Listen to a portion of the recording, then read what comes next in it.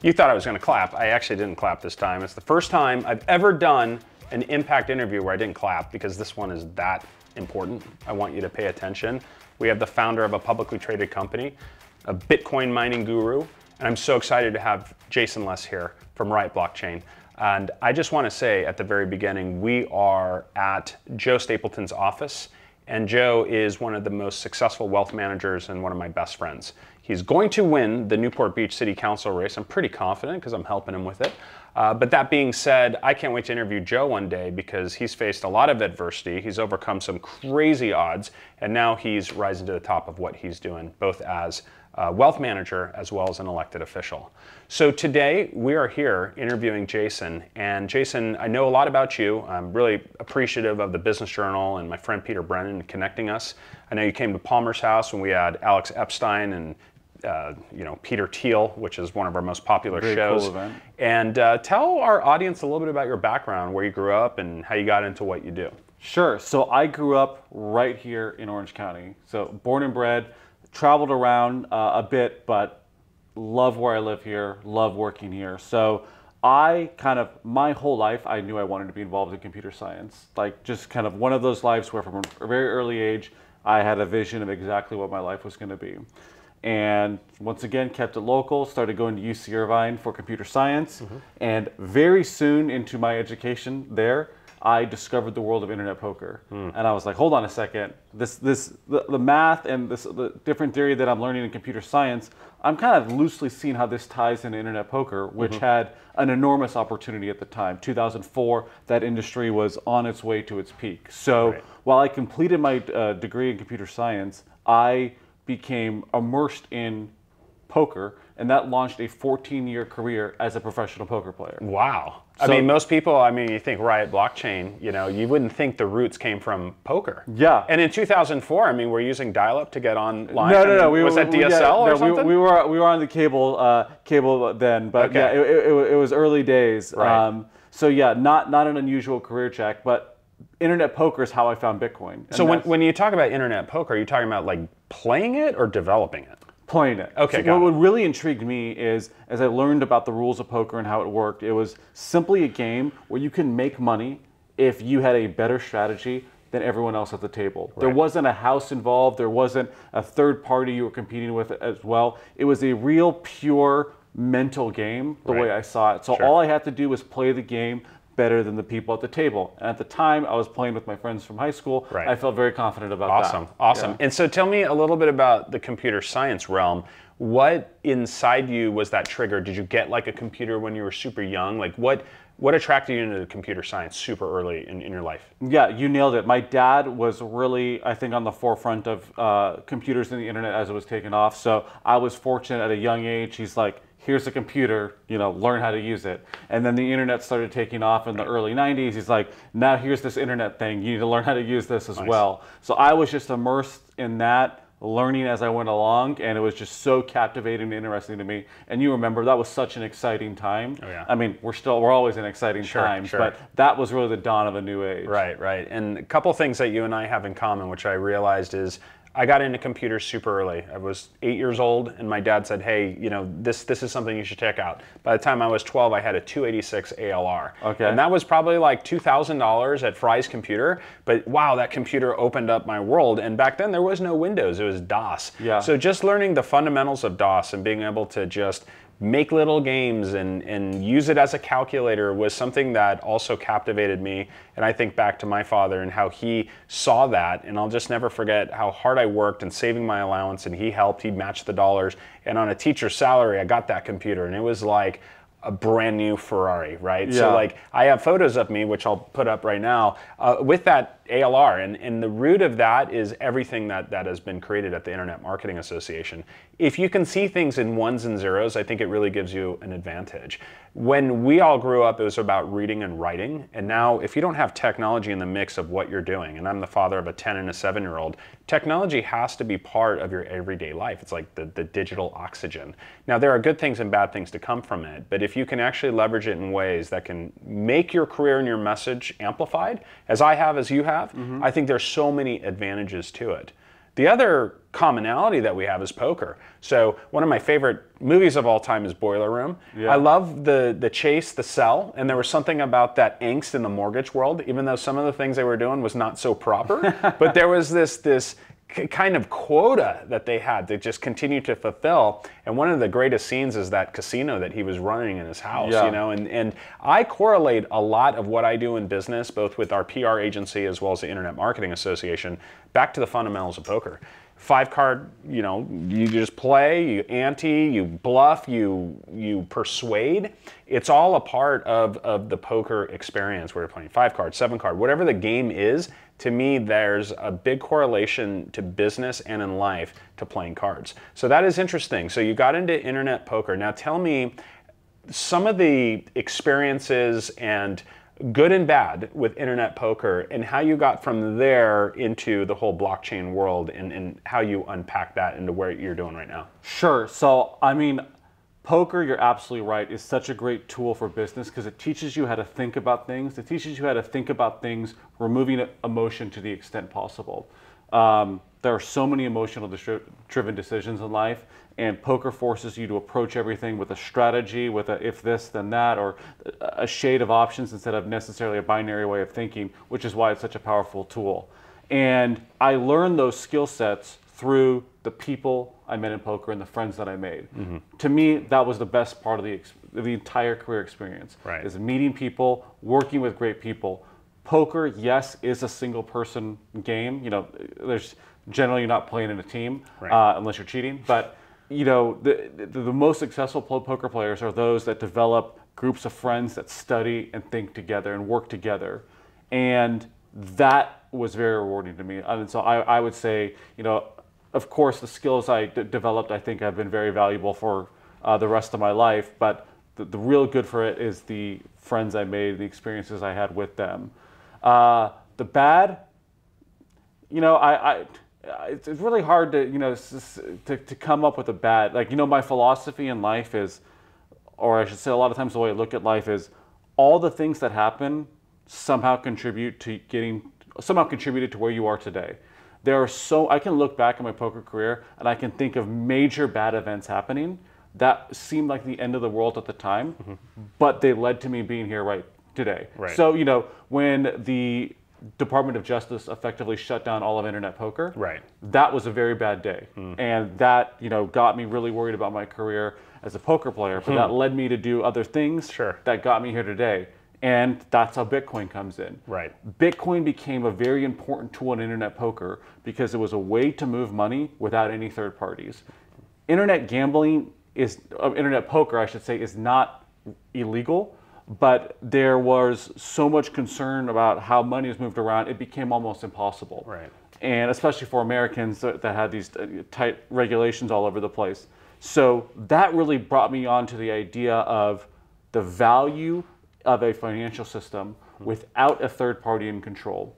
The value of a financial system where you as the individual own your wealth 100%, and I have the right to transact with you and no one can get in the middle of that. Right. And the more I learned about Bitcoin while playing poker, the less I could think about poker, which is great. I mean, my entire life I devoted to poker. Right. And suddenly there's this new thing and it's like all I can think about is this.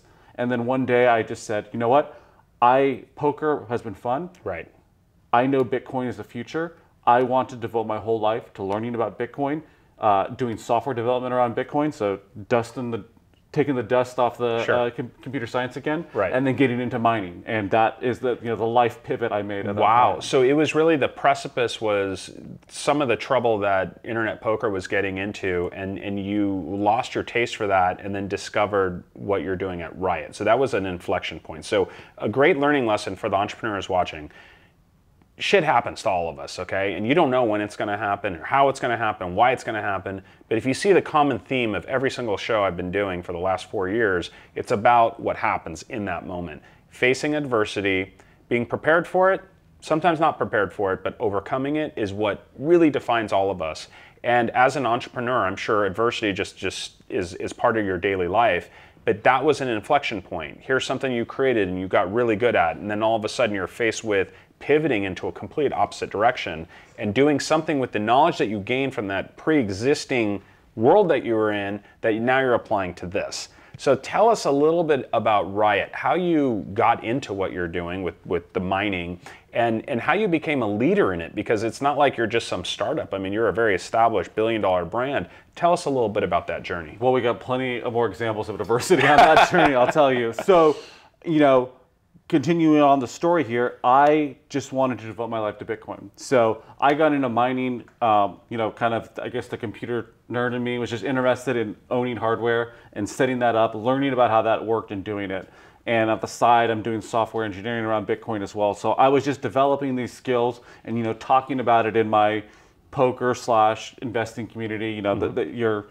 It's like I said, it's the friends you make, and branch out to other parts of the world when they leave poker as well. So a friend of mine was starting a company, he says, called Riot. He's like, I want you to be on the advisory board because I know the experience that you have in, or the expertise you have in Bitcoin and mining, etc. We are going to be in the blockchain industry. We're going to be doing mining. I think you'd be good on the advisory board. I said, sure. 1 month later, said, we got a spot on the board of directors. Would you like to be on the board of directors? I said, well, I've never been on a board of directors before. I don't know what that necessarily entails, but I'd be remiss if I didn't, take up this opportunity. So I did that. And that was at the height of the Bitcoin bull market of 2017. Bitcoin's, well, it's funny. Today we're like, oh, Bitcoin's down to 20,000. At that time, it was going up to 20,000, and it seemed amazing. And then the market took a turn, and with that, since Riot was mainly focused on Bitcoin and the whole industry, our stock took a turn as well. And that brought on all sorts of other governance problems that were happening. And it forced me, someone with no corporate experience, to quickly learn so many things about how public companies operate, so many things about how the regulatory environment we were in operated, how publicly traded securities work. And I was a part of this team here that had to transform Riot, which was started off great and now had all these issues, was running out of money, wasn't generating results, but it had that public listing. And my view was that public listing and the volume in the eyes on our stock was something that we could harness into capital to really make it be a player in Bitcoin mining eventually. So through 2018, 2019, 2020, it was about turning this company around, cleaning up any issues, and getting the right people in place to do that. And then that's what we did. And we made the right decisions when the market was tough. When COVID was striking, the market is tanking, Bitcoin's going down to 3,500. We were still raising capital and we were deploying that, investing in Bitcoin mining because we knew the opportunity would come around in the future. And the ethos of Riot is we are believers in Bitcoin. So it's always a good time to be investing in Bitcoin. So we made those investments, and when the market turned around late 2020, early 2021, our company took off again with that. That enabled us to pursue a number of strategic opportunities. And as a result, we now own and operate the largest Bitcoin mining facility in North America. Now, tell us a little bit about that. And one of the things that you mentioned, which I think every business at some degree goes through, is when you're going through that hardship, it's an opportunity to clean up. There's an opportunity. You're going to find holes. Every single business has a hole.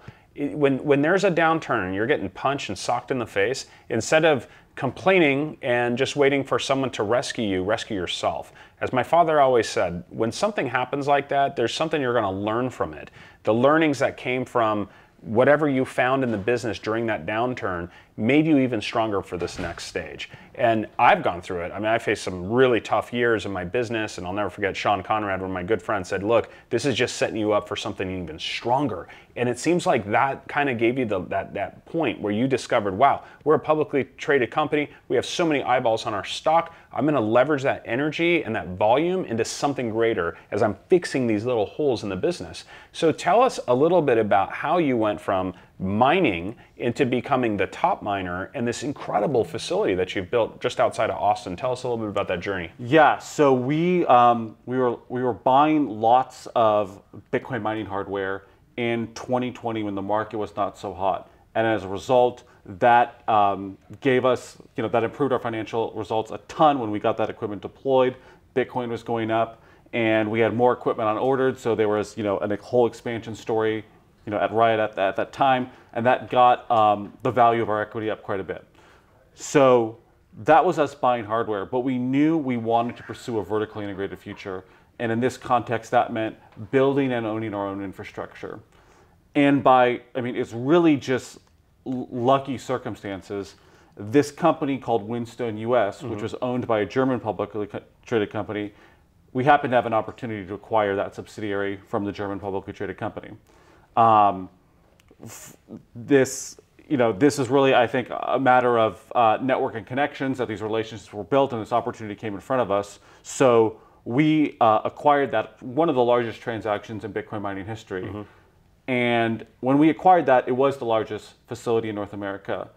But what we immediately said the day after we acquired that was, okay, we need to continue thinking bigger. We're going to over double the size of this site. Right. So we took a 300 megawatt site and started building that out to 700 megawatts. Right. So, maybe to viewers, those numbers don't necessarily mean anything, but, or maybe that metric doesn't mean anything, but just comparatively, if I'm telling you 300 megawatts was the biggest and then we're doubling it, we were doing really big work. So I think that was an example of us never being complacent and never wanting to slow down. Right. What got us to the position to acquire Whinstone was being focused on growth and being focused on capturing opportunity when others maybe didn't see it. So we saw this site come available, we acquired it, and we said we're going to continue thinking years down the line. Let's double this capacity now. And I think looking at your industry, that you actually were part of the creator, one of the founding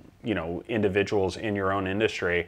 Can you talk a little bit about the just education of people understanding what mining is, what Bitcoin is? I'm sure you've faced this many times where people that are related to your friends that you grew up with, your poker friends, they're probably like, I don't get this stuff. It just flies over my head. And it reminds me of the internet's early days. Yeah.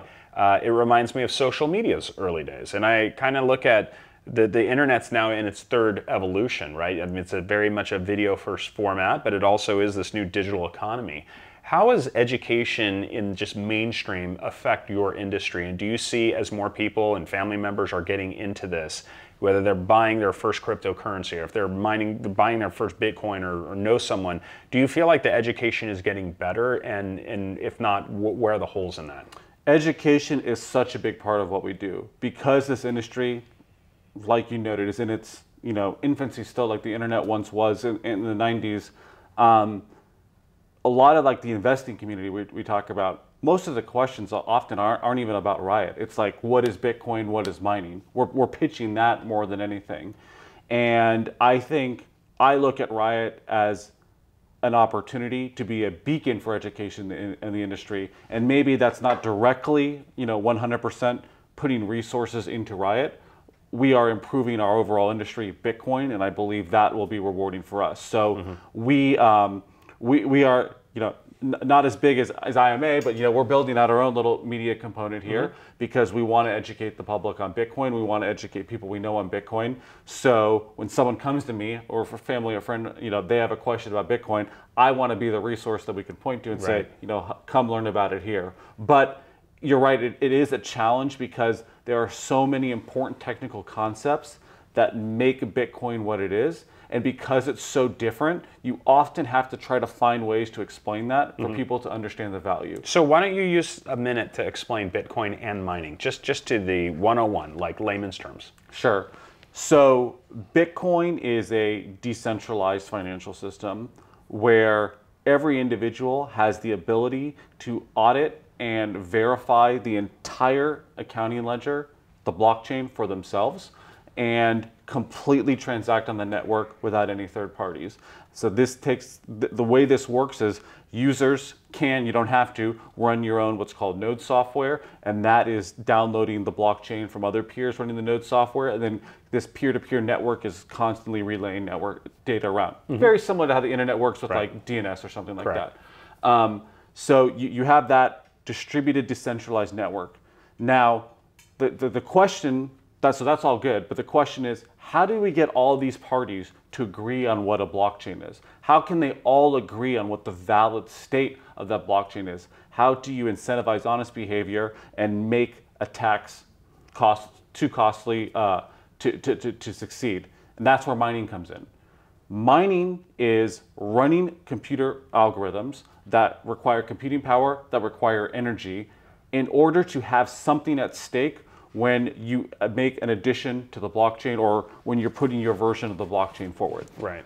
And mining is this incentive structure that puts work behind every addition to the blockchain. So when I come forward with a block to you, Sinan, and I can prove to you that computing power went into making that. Sure. So if I'm being dishonest and there's something invalid in that block, it's going to get rejected, and I'm going to lose the money I put into getting that block, and I'm going to lose the reward I would get for mining that block. So mining incentivizes honest behavior, and it's what makes a distributed accounting ledger possible. And obviously, that's a super simplification. No, that was helpful though. But that's why it explains it. That's why mining is so important. There's a real misconception when people mining is just a term. We're not digging anything out of the ground. Sure. People think it's like verifying transactions or validating transactions. That's not what it is. Sure. That's what the node software does. Mining is doing proof of work, which makes this decentralized network possible and puts something at stake to those who want to make a change. And to the thousands of viewers in the IMA, listen to what Jason's saying about education. I think thought leadership and creating your own sort of Riot University is a big deal, because the more people that are educated on what you do, the more they're going to be believers and supporters of your brand. And that sort of thing resonates throughout the Internet Marketing Association, our 500 business partners, everyone coming to Impact 22. No one's out there selling themselves, but they're educating people on why they are so good at what they do. And that, in your industry, is really important, because there still is such a unknown, or explain this to me.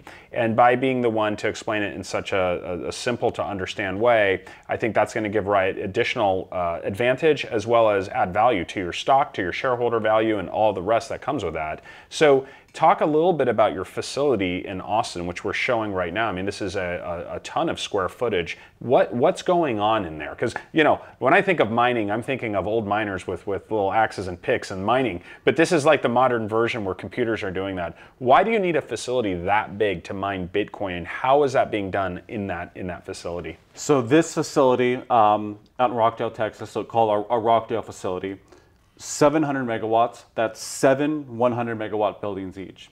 Each of these buildings hold 20, depending on their design, 20 to 40,000 of these Bitcoin mining computers. They have ASIC chips for running one thing, the Bitcoin mining algorithm. So it is, literally over hundreds of thousands of these machines that are doing this work. And the machines, in order to do these algorithms as quickly and as efficiently as possible, I mean, they use power just like a computer. Sure. You have a computer maybe pulls, high-end gaming computer maybe pulls 800 watts. The high-end, I would say the industry-leading hardware right now, Bitcoin mining, one of these things pulls 3,000 watts. Right. So maybe like a high-end server. So like a typical data center, we just have computer after computer after computer. Now, the layout is different. We have two cool approaches to doing Bitcoin mining.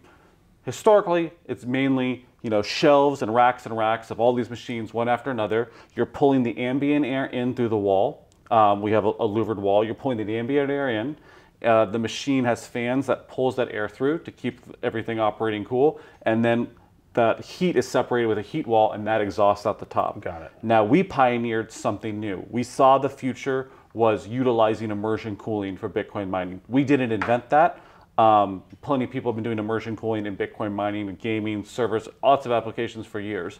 But what we saw was this was going to be the future infrastructure standard for Bitcoin mining. So we might as well just try to do it bigger than anyone's done before. Right. So we built two buildings, 100 megawatts each holding 23,000 miners in immersion cooling. And you'll have some footage of that up here as well. Yeah. That is the process of taking these machines, submerging it in a dielectric fluid, which most people think like, hey, I dropped my phone in the toilet and it stops working. But this fluid does not conduct electricity. Okay. And you flow it around and you cool it outside the building, then it pumps back in. Right. And that keeps the machines operating cooler and more stable than air cooling does. And you call it immersion cooling? Immersion cooling, So think about what he's doing with immersion cooling. So how do you reinvent yourself? How does your business have immersion cooling in your business? Because as a public relations agent, if my work was just like the person down the street, how competitive really is my agency? So by reinventing yourself, finding those little things to where you can do immersion cooling in your business is going to further differentiate you, grow your business, and sky's the limit from there. Speaking about growth, so Riot has seen tremendous growth. To think you have this massive facility, what's on your horizon in the next 6 months? Like, what's important to you? Where do you see the business going? So a few things. One, I think the most important thing in our business is our people. So right now we are focused a lot on building the team, making that team as strong as possible, and giving them the tools to succeed. Because with the right people aligned with our vision, and the education ties into this as well, right? Like, we want our team members to understand why Riot does what it does and how their contribution to this organization is doing something bigger than themselves, bigger than even Riot. So that is a big focus of ours. The second part of our strategic focus is really taking what we've done at Rockdale and doing it all over again bigger. So, wow. you notice a theme of just growth and going for it. We have a second facility that we have broke ground on and started to construct in Corsicana, Texas, about an hour outside of Dallas. And that will be 1 gigawatt, 1,000 megawatts, when that full expansion is eventually completed. We've only launched the first phase of 400 megawatts. So we're taking, once again, the biggest site and we're making a bigger one.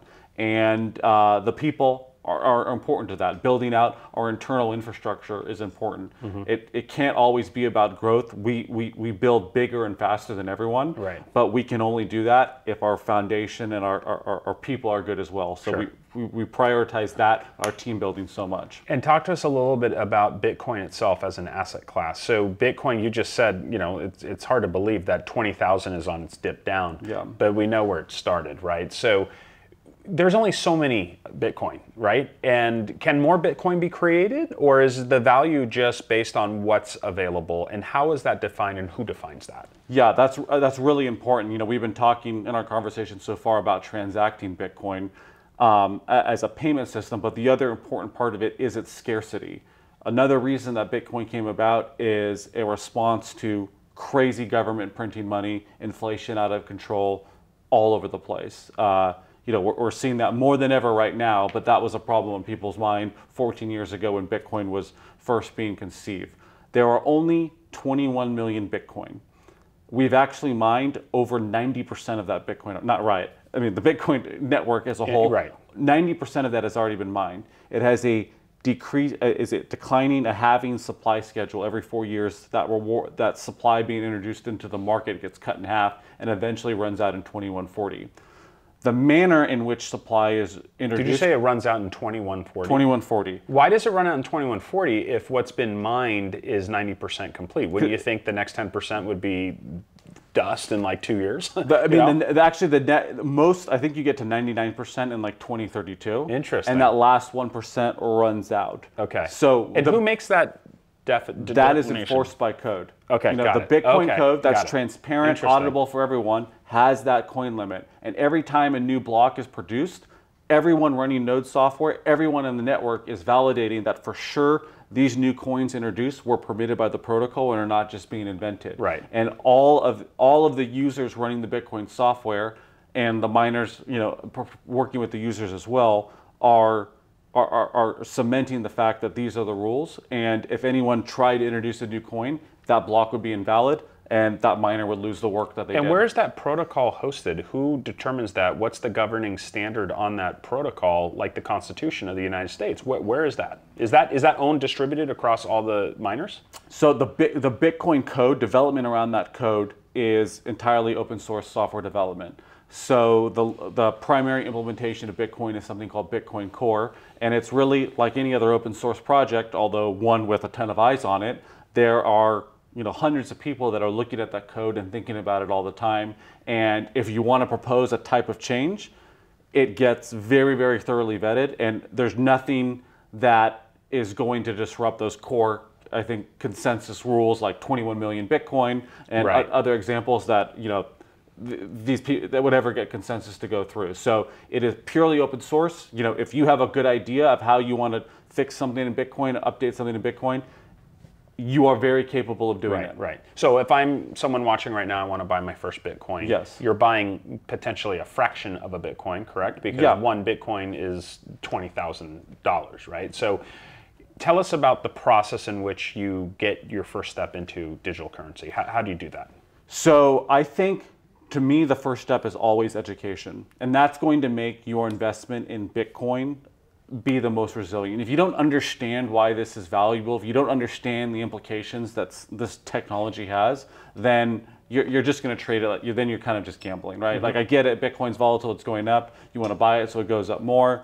that is a short-term vision. But I think if you want to be a successful investor in Bitcoin, it's about having that long-term vision. So the first step, in my view, is understanding how Bitcoin works and why it's valuable. And if you agree that it's valuable, then the second step would be buying. And there's a number of exchanges or platforms out there that you can buy Bitcoin on. Coinbase is publicly traded, the most popular. You can deposit money there and buy it. Right. And is that insured? So if I open up a Coinbase and I put $500,000 into it, is that insured by Coinbase, the similar that a bank account would be FDIC? Just curious. I do not believe it's insured. So the second step after buying Bitcoin, in my view, is taking custody of that for yourself. Right. There are different types of, I wouldn't recommend software, but hardware wallets that connect through USB that you can use to hold your Bitcoin. Right. And that then puts you fully in control of your coins. Got it. Not outsourcing that to Coinbase, not relying on their security, not hoping that your account doesn't hack. To truly use Bitcoin, you need to control your coins, or more accurately, the keys that control your coins, your private keys. You want to control those yourself. So learn about Bitcoin, then you would buy Bitcoin if you are confident in that, and then it's getting your own wallet to custody that and truly use it for yourself. Now, what's very interesting also is that you're NASDAQ listed. So a lot of people would think, wow, this is SEC compliant. You have traditional banking finance. I mean, we're at one of the most preeminent wealth management firms. How does being a public company that is in a digital world work? And it would have seemed like, oh, companies are never going to get listed, but they are getting listed. So tell us a little bit about that journey and what it was like taking your company public. So I guess to my fortune, someone else did that for us. Okay. And I came in very soon after. Riot went public by a reverse merger, taking over an existing publicly traded kind of a shell-like company. And but what we have done, so we were one of the first. What we've had to do is really pioneer what being a Bitcoin mining company or even a Bitcoin company means as an SEC registered issuer. Right. There's all sorts of disclosure requirements, risk factors, the accounting, how all of this works, the internal controls about how all of this works. There's no rule book on this. When you're the first, you're figuring it out, and you're figuring it out, with regulators, with auditors, with accountants, lawyers, all over the place, etc. So a lot of professional fees going out the door to get that done. But it's exciting to be on the forefront, and it's rewarding to be like one of the companies that is working to set the standards how then other companies will operate from there. And I think what's super cool for our audience as we start to round up this interview is, can you talk a little bit about the advantages of going public versus staying private? Because I think a lot of our viewers are running very successful businesses, and I'm sure it's crossed their minds like, hey, I'd love to go public. I mean, there's the allure of going public, right? You ring the bell, you take the photo, you're on Wall Street. That's cool. That's like something I want to do one day and hang on my wall. But what's the advantage of staying private versus going public versus private? Just curious. So, a few things come to mind. Number one is your ability to raise capital. With a publicly traded stock, there's a much wider investor base that you're going to be able to get interested in investing in you. But you really need a compelling story to do that, because you need a story that someone wants to invest in still, and you need a story that's going to bring retail, institutional traders you don't even know into your stock. So, it's not just, I wouldn't advise someone to go public just for the sake of, okay, I can get some public liquidity to my stock and raise money. You need to make sure that you have a story that is going to sell. And your bankers will for sure tell you that you have a story. It's really going to be a determination you make and an investment that you make in your company to market it that way and get that interest into your company. In addition to raising capital, you now have the ability to use equity as compensation, which is, as founder, your equity becomes easily traded or more easily traded. You can recruit and retain talent by using your equity to incentivize them. You get people thinking like owners. So those are the major advantages you get. And Riot, I think, half by being early, and the other half by putting the work in that we did. We have all this liquidity in our stock, so it's very easy. It's been very easy for us to do equity financing, and our equity compensation is a compelling story. Now, the downside is there's a lot more work to being public. There's a lot more regulations to follow. Like we were just talking about, you're going to be investing a ton more in professional fees. Every quarter, you are having auditors review your financials. You have to be absolutely buttoned up everywhere all the time. And that requires a lot more manpower and a lot more processes, and in many cases, moving slower than what you were used to when you were private. And that's just a transition that executives have to make, going from private, going to public. But I think if you have a big growth vision and you have a story that can be told, I think it's worth it to put that work in. I think that last 2 minutes of what you just said and how you impact that is probably the most elegantly way of saying the difference. And I think that's really something to be noted and framed in the IMA, and to share just that moment of public versus private. And knowing, as I've run privately held businesses, you're catering to your employees and your customers, right? So that's something that's somewhat manageable. But when it's public, you're also your shareholders. So you have additional stakeholders. You have auditors and compliance and all these other things that you have to manage. And I got to say, as a business leader, you're doing an awesome job in that. Thank you. Appreciate it. So as we round up here, I always like to end my interviews by asking 2 specific questions. We have thousands of entrepreneurs watching. A lot of them are young, starting up their first business. What kind of advice do you have for them, just in general? I mean, we're sitting here in September of October 2022. What's going through your mind, and what sort of advice would you give based on the lessons you've learned in life? I would say the first thing that comes to mind is, I think the most valuable things that we have as people, as professionals, is our relationships. And I think a lot of people think about networking. I shouldn't say a lot of people, but sometimes people think about networking as like, I'm just going to go meet a bunch of people, then I'm going to have this network, whatever. Right. But it's truly the relationships you build is what can really make or break many opportunities for you. So it's important to have relationships, but really genuine ones with people that you admire, people that you trust, people that you have commonality with, and together with your true network, your genuine network, can help you and you help others all succeed together. And that's tying back to what we talked about with poker. Making those relationships in poker is what made me a successful poker player, and those are relationships I carry on today and have helped me in numerous different ways. So that's really important. It's really easy to have an idea and then be working on that idea and be in a cave and never talking to anyone. And that can get you through some phases of your company cycle, but you really have to eventually get out there. Right. And then finally, what also I take from poker is being very comfortable with taking risk, and especially taking risks during adversity. Adversity is really when the opportunity comes around. Yeah. When everything's good, it's good for everyone. So that you maybe have a fleeting opportunity, or you can't even find it yourself because the whole set has been gobbled up. Adversity is when you truly find opportunity, and being calculated and having the strategy to take risk around there is how I feel real value is unlocked. That's what we did in Riot. We took a calculated risk in investing heavily in Bitcoin mining when we had a long-term vision of what we'd be able to do with that. It was not super popular at the time. There weren't many companies doing this. Markets were in chaos, but we believed that was the path to take, and it has paid off for us today. And in the last question on adversity, because that's the whole premise of this show, when the lights were out, you were facing your toughest moments in all this. You had the elephant on your back and you just didn't want to get up. What was that one thing where you were just ready to just call quits? What kept you from turning everything off and just rising out of that and moving forward? What was that thing that you went through? I think for me, I believed in the people that I was working with, and I believed that together we could get through anything.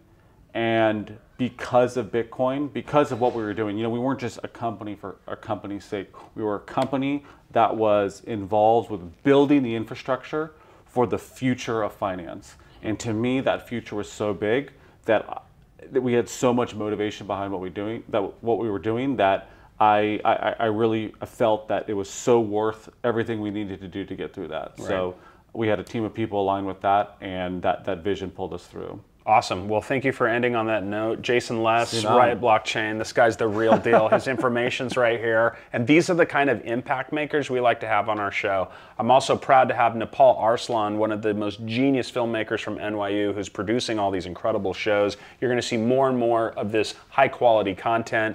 I want to thank Joe Stapleton, Morgan, Annika, Andrew for letting us use their beautiful office. You never know where I'm going to go next. You never know who I'm going to interview next and what I'm going to talk about. That, to me, I don't even know.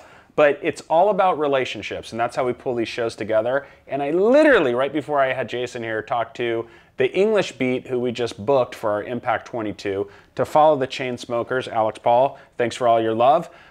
We're excited to have English Beat in Deer Valley at Montage. We have over 100 sponsors, 150 people at my gourmet dinner, and now you're going to learn everything about blockchain and this whole new digital world that we're living in. So thank you for tuning in today, and we'll be back at you with our next show.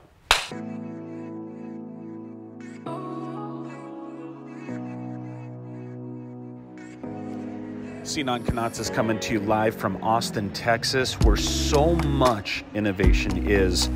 We just launched Ink Games. Their incredible event had several hundred executives and investors come together at the domain. It was an epic way of pulling together the best leadership to get this social gaming commerce giant off the ground. Wait till you see their new release of Prize Kingdoms and what's to follow. Make sure to keep an eye on Ink Games. This is just one of hundreds of relationships in our network. Austin is on fire. There's so many of our businesses out here. Tesla, Where Malcolm, I can go on and on. I hope you enjoy some of these videos, and I look forward to seeing you at Impact 22 in Park City, October 7th through 9th. See you there.